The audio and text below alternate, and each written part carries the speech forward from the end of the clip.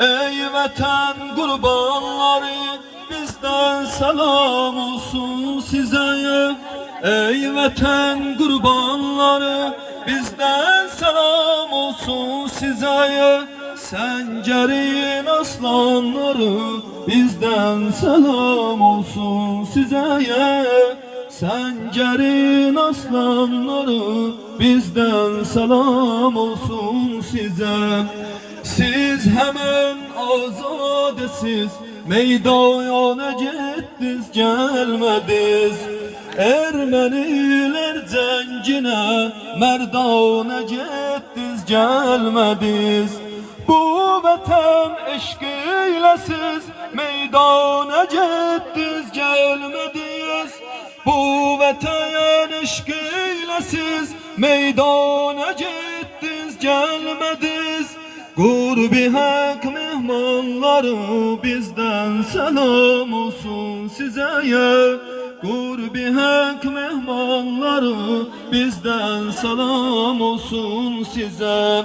Ey vatan kurbanları, bizden selam olsun size. Ey vatan kurbanları, bizden selam olsun size. Səncərin aslanları, bizdən salam olsun sizə.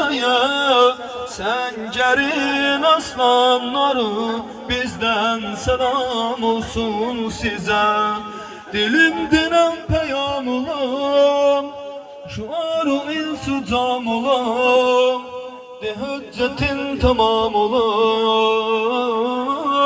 Şehidlere salam olam, yiğitlere salam olam.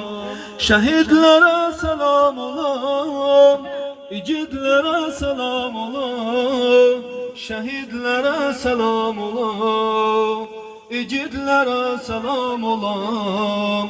Yaralı çölde kaldılar, bize şerafet aldılar. Hüseyin'i yada saldılar. Şehidlere salam ola, yiğitlere salam ola. Töküldü cebhelerde kan, şeriat oldu cavidan.